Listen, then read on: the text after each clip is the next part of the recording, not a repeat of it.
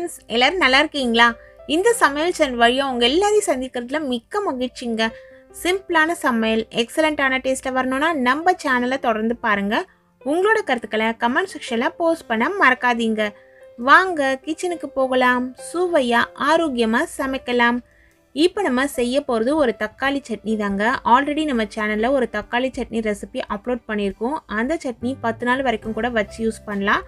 அதே போல் அதை விட கொஞ்சம் டிஃப்ரெண்ட்டான ஸ்டைலில் இருக்கக்கூடிய இந்த சட்னியும் நீங்கள் ஸ்டோர் பண்ணி வச்சு யூஸ் பண்ணலாம். இப்போ இந்த சட்னி செய்யறதுக்கு ஒரு கடாய் எடுத்துக்கலாம். நல்லெண்ணெய் மட்டும்தான் நான் யூஸ் பண்ண போகிறேன். ஸ்டோர் பண்ண போகிறோம் அப்படிங்கிறதுனால கொஞ்சம் எண்ணெய் தாராளமாக விட்டுக்கிறோம். நீங்கள் உடனே காலி பண்ணிட போகிறீங்க அப்படின்னா எண்ணெய் அதுக்கேற்ற மாதிரி குறைச்சி யூஸ் பண்ணிக்கோங்க. நான் இன்றைக்கி 50 ml அளவுள்ள எண்ணெய் இதில் விட்டு எண்ணெய் லைட்டாக சூடேறின பிறகு இதில் மிளகாய் சேர்க்குறேன். மிளகாயில் விதைகள்லாம் இருக்குது. மிளகாயோட காரத்துக்கு ஏற்ற மாதிரி மிளகாய் சேர்த்துக்கோங்க. மிளகாயை எப்படி கால்குலேட் பண்ணணும்னா, நீங்கள் ஒரு மீடியம் சைஸ் தக்காளி எடுக்கிறீங்கன்னா அதுக்கு 3 மிளகாய் அப்படின்னு கால்குலேட் பண்ணிக்கோங்க. இது ஒரு நல்ல காரத்தில் இருக்கும். நீங்கள் காரம் குறைவாக சாப்பிட்றீங்கன்னா 2 தக்காளிக்கு 6 மிளகாய்க்கு பதிலாக 5 மிளகாய் சேர்த்துக்கோங்க.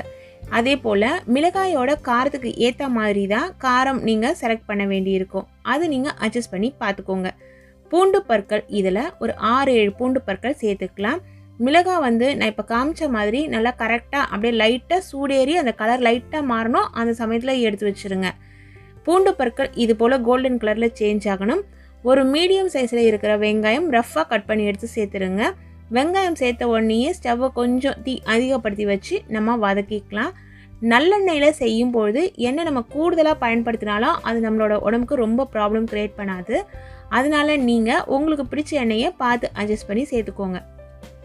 வெங்காயம் 1 எடுத்துருக்கோம்.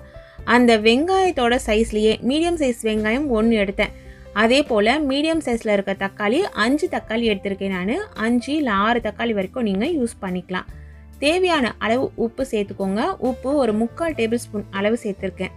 அதே போல் நம்ம ஸ்டோர் பண்ணி வைக்கக்கூடிய சட்னி அப்படின்னும் போது நீங்கள் எடுக்கிற தக்காளி நல்ல குவாலிட்டியாக இருக்கா, நல்ல தக்காளியாக இருக்கா அப்படின்றத பார்த்து எடுத்து சேர்த்துக்கோங்க.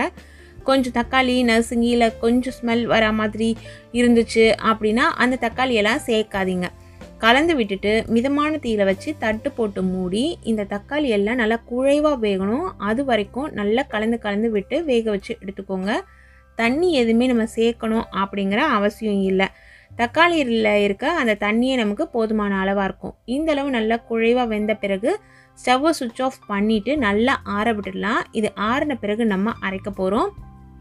அதே போல் தக்காளியோட புளிப்புக்கு ஏற்ற மாதிரியும் நீங்கள் காரம் உப்பு சேர்க்க வேண்டியிருக்கும். அது எல்லாமே நம்ம எந்த பொருள் வாங்குகிறோன்றதுக்கு ஏற்ற மாதிரி அட்ஜஸ்ட் பண்ணிக்கணும். மற்றபடி இது போல் நல்லா வதங்க விட்டுட்டு நீங்கள் ஆற வச்சுருங்க.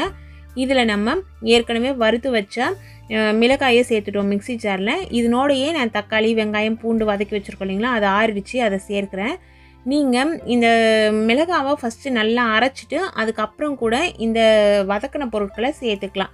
இந்த முறை ஒன்றாவே சேர்த்து அரைச்சிடலாம் அப்படிங்கிறதுனால ஒன்றாவே சேர்த்துட்டு நான் இது எல்லாத்தையும் சேர்த்துட்டு இது போல் நம்ம அரைச்சிட்டு உப்பு கொஞ்சம் தேவைப்பட்டது, அதனால் தேவையான அளவு உப்பு இதில் சேர்த்துடலாம். இதில் முக்கியமாக பார்த்தீங்கன்னா ஒரு சின்ன கட்டி வெல்லம் சேர்த்துக்கோங்க. துருவன வெல்லம் அப்படின்னு பார்த்தீங்கன்னா 1 டேபிள் ஸ்பூன் அளவு இருக்கும். கண்டிப்பாக இந்த வெல்லம் இதில் சேர்த்து நீங்கள் இந்த சட்னி சமைச்சு பாருங்கள். டேஸ்ட் அவ்வளவு அட்டகாசமாக இருக்குங்க. இப்போ விழுதை அரைச்சி ரெடி பண்ணியாச்சு. இப்போ என்ன பண்ணணும்னா அடி கனமான ஒரு பாத்திரம் எடுத்துகிட்டு அதில் தாளிக்கிறதுக்கு தேவையான அளவு நல்லெண்ணெய் சேர்த்துக்கலாம். நல்லெண்ணெய் ஒரு 20 ml சேர்த்துருக்கேன். அதில் 1/2 டேபிள் ஸ்பூன் அளவுள்ள கடுகு தாளிச்சிக்கலாம். கடுகு நல்லா பொரியட்டும். கடுகு பொரியிற வரைக்கும் கண்டிப்பாக நம்ம வெயிட் பண்ணியே ஆகணும். அதுக்கப்புறம் பார்த்திங்கன்னா ஒரு 2 இனுக்கு கருவேப்பிலை இலைகளை உருவி எடுத்து இதில் சேர்த்துட்டு கருவேப்பிலை நல்லா நமக்கு கொஞ்சம் முறுமுறுப்பாக மாறி வரணும். அது வரைக்கும் நீங்கள் கலந்து விட்டுடுங்க. ஏன்னா இந்த சட்னியை நம்ம ஸ்டோர் பண்ண போகிறோம். அதனால் உடனே யூஸ் பண்ண போகிறோன்னா ஜஸ்ட்டு கருவேப்பிலை அதில் போட்டு பொரிஞ்ச உடனேயே நீங்கள் எடுத்து கொட்டிடலாம் விழுத.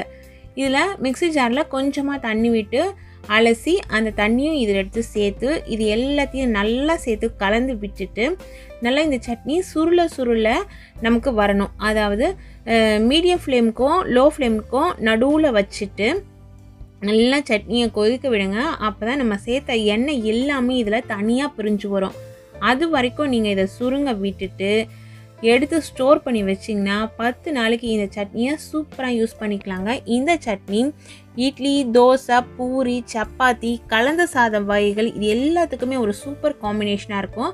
அது மட்டும் இல்லாமல் சூடான சாதத்தில் இந்த சட்னியை அப்படியே ஒரு ஸ்பூன் போட்டு நம்ம பிசைஞ்சு சாப்பிடும் பொழுது செம்ம டேஸ்ட்டாக இருக்கும். நம்மளால் இன்றைக்கி ஏதோ நிறைய சமைக்க முடியல அப்படிங்கிற சமயத்தில் இந்த சட்னியை போட்டுட்டு ஒரு அப்பளம் வச்சுட்டு கூட சாப்பிட்லாங்க. அவ்வளவு சுவையாக இருக்கும். இப்போ பாருங்கள், எண்ணெய் எல்லாம் பிரிஞ்சு வருது. ஃபர்ஸ்ட்டு கொஞ்சம் மூடி போட்டு நல்லா இது சுருங்கட்டோன்ட்டு வெயிட் பண்ணி கலந்து விட்டுட்டு மூடியை எடுத்துடுங்க. ஸ்டோர் பண்ணி வைக்க போகிறீங்கன்னா மூடியை எடுத்துகிட்டு ஒரு 5 நிமிஷம் கொதிக்க விட்டுட்டு கரெக்டான கன்சிஸ்டன்சி வந்த பிறகு நல்லா ஆறட்டும். ஆறின பிறகு ஒரு ஏர்டைட் கண்டெய்னரில் எடுத்து வச்சுருங்க. ரூம் டெம்பரேச்சர்லேயே நீங்கள் வச்சுக்கலாம், எண்ணெய் தாராளமாக விட்டிங்கன்னா. அப்படி இல்லை எண்ணெய் நம்ம குறைவாக தான் சேர்க்குறோம் அப்படின்னு பார்த்தீங்கன்னா ரெஃப்ரிஜிரேட்டரில் வச்சு ஸ்டோர் பண்ணிக்கோங்க. தேவைக்கு எடுத்து அந்த சமயத்தில் சூடு பண்ணி யூஸ் பண்ணிக்கோங்க. மேலே இது போல் நல்லெண்ணெய் விட்டு சாப்பிடும்பொழுது டேஸ்ட்டு செம்மையாக இருக்குங்க. நல்ல காரசாரமான தக்காளி சட்னி ரெடி ஆயிடுச்சு. இந்த தக்காளி சட்னியில் நம்ம பூண்டு சேர்த்ததுனால ஜீரணத்துக்கு ஒன்றும் பிரச்சனை இல்லை. நீங்கள் வேணும்னா தாளிப்பில் 2 சிட்டிகை அளவுள்ள பெருங்காயத்தூள் சேர்த்து கூட தாளிச்சிக்கலாம். நல்லா கம வாசனையில் சூப்பராக இருக்கும். இந்த தக்காளி சட்னியை இதே அளவுகளில் பக்குவம் மாறாமல் செய்யுங்க. டேஸ்ட் வேறு லெவலில் இருக்குங்க. இது போல் நல்ல ரெசிபிஸ் தெரிஞ்சுக்கணுன்னா நம்ம சேனலை தொடர்ந்து பாருங்கள். சுவையாக சமைச்சு சாப்பிட்டுட்டு மகிழ்ச்சியாக வாழுங்க. சுவையாகவும் இருக்கணும், ஆரோக்கியமாகவும் இருக்கணும்னா நம்ம சேனலை பார்த்து சமைங்க. Thank you friends.